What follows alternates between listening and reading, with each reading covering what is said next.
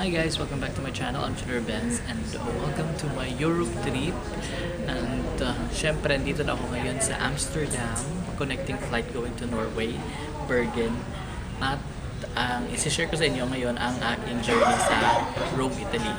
Kasi just recently, galing lang ako. So at least makapagsabi na ako kung ano yung talagang experience ko doon. So basically, 3 nights tayo doon. Like 24 to 27, 24 to 26, 27. So 4 days and 3 nights. Naka-hotel lang ako ng 2 night. It's because yung pangatlo ay early morning kasi yung early morning yung flight na nakuha ko. So hindi na ako ng hotel kasi sayang lang. Tapos dahil metro lang din yung transportation ko, so much better kung earlier ako pupunta ng airport. Dahil hindi ko alam, baka hindi ko makita yung station agad-agad, malate ako. So yun yung yun yung concern ko, kaya hindi na ako nag-hotel ng the following last night. So ito yung pinaka tatandaan natin guys, na every time na pupunta tayo ng Rome, Italy, ang transportation, kasi ang ginawa ko is para mas makasave, metro yung transportation na kinuha ko. Although lahat ng metro talaga. Ang nangyari is, ito ang tatandaan nyo, na ang metro from airport to city center or the Rome termini, iba yung train. So kukuha ka ng ticket, pwede kang kukuha pagdating mo sa airport, pwede merong counter doon sa pagkakuha mo ng baggage, pero pwede ka rin mag-exit ka muna, doon ka na din sa mismong airport train station. So doon ako kumuha ng naman, mga basic information, maglagay ka lang doon. After that, mga 19 euro, one trip lang yun. Medyo na-surprise na ako kasi hindi ko in-expect. Kasi maganda talaga yung yung sa Spain, yung sa Barcelona na metro, kasi lahat dito na 19 pa lang, sabi ko tapos wala pang information kasi night time ako dumating, so parang nag-isip na ako na baka mahal talaga dito sa Rome, Italy. So ang nangyari noon is nakuha ko ng ticket, 19 euro, so medyo na ako sa budget. Sabi ko na medyo na ako na baka ganun yung tuloy-tuloy yung ganung gastos. Pero hindi pala. In-explain sa akin, nagtanong ako doon sa terminal, sa bus station, sa train station. Sabi niya na iba lang yung airport to city center. Sa city center naman is meron ka ding makukuhang mga unlipas na metro. Like meron kang makukuhang for 1 day, 2 day, 3 days, 1 week. Ganyan, mga unlipas na yun. So, pero hindi ka makakuha doon sa airport na train station. Ang makuha mo lang doon is yung one way. So papasok ka, pag nandun ka na sa city, Rome termini yung sa akin, bumaba ako doon sa isang station papunta sana sa aking transport station papunta doon sa aking hotel. Ang problema lang is nag-close na yung metro kasi late na ako dumating, mga 11 na. So wala na yung, meron pang ibang line na nag-move, pero yung papuntang station na papunta sa may hotel ko, sa may Vatican, kasi malapit lang ako sa Vatican City, wala na. Pero ang ginawa ko na lang is umiksit na ako at nag-Uber kasi merong Uber. So sabi ko na hindi maganda yung pangitain ko sa gastusin kasi nag-Uber pa ako, sabi ko na parang tipid ako ng masyado dito. Magtitipid ako masyado dito kasi parang iba-iba yung mga payment na nangyayari.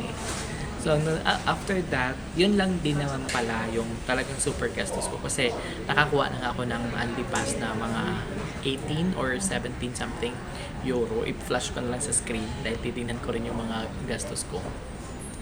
So nung nakakakuha na ako noon is ayun, ang din pala kasi late na, gutom. Tapos umikot pa ako, buti nakakita ko ng vending machine na may water tsaka yung Pepsi. Kasi kaya dapat talaga meron kang taon-taon din ng mga bread, something, or mga cake, para at least kung gutom ka, kain ka lang ng mga tinapay, meron kang tubig. Yung pagdating ko dun sa hotel, kakakaba yung hotel. Hindi naman siya hotel, like apartment, nakakaba, pero doon ko na-realize na in the morning pala, ang bongga pala niya. Kasi gabi na kasi ako dumating. Pero parang kinabahan ako at first kasi parang yung mga old style na building. Yun. So okay naman siya. Nakatulog ako ng mahimbing. Pag kinabukasan, okay na rin yung nag-start na rin ako mag-tour. Nag-tour ako unang-una sa Vatican City dahil yun ang pinakamalapit. Tapos na-fascinate ko yung mga pictures, di ba? Ang bongga na ng mga pictures. So, after nun yan is pumunta na ako ng Trevi. Tapos, pumunta din ako sa Pantheon. So, the following day, next is, on the following day is nagpunta ako sa Coliseum. Ito na ngayon dahil na-over ko na ang checkout ko pala is 26 yung day na yun. Ang problema niyan is kailangan kong mag-checkout tapos i-deposit ko yung baggage ko.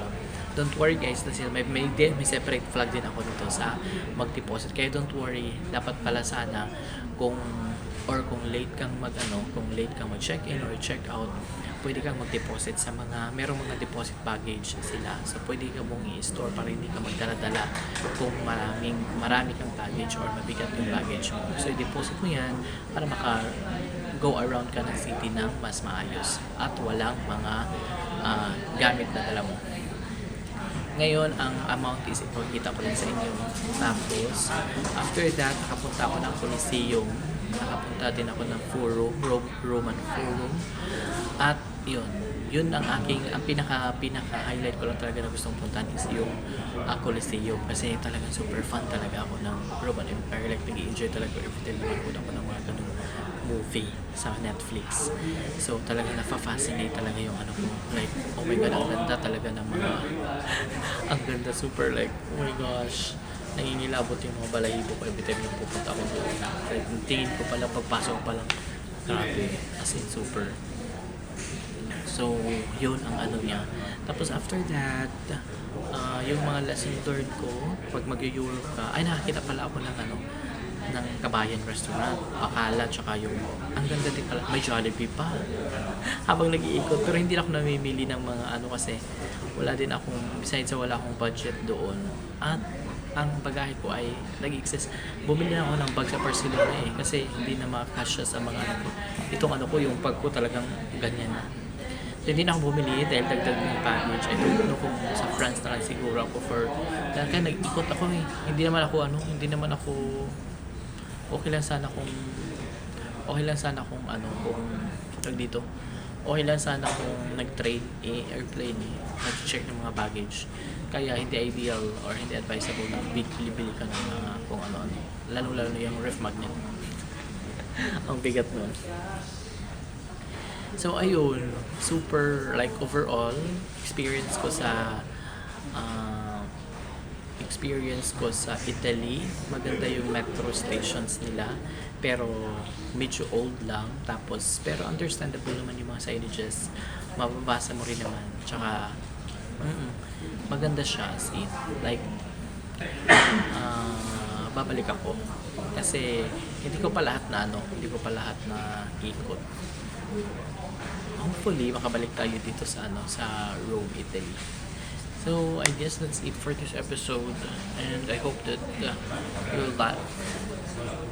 I hope that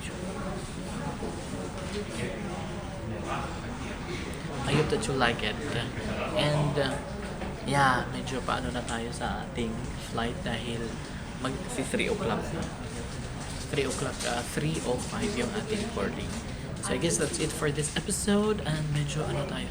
Siguro I don't know, baka mag-ulit ako ng video kasi medyo. That's it for this episode, and have a great day and God bless.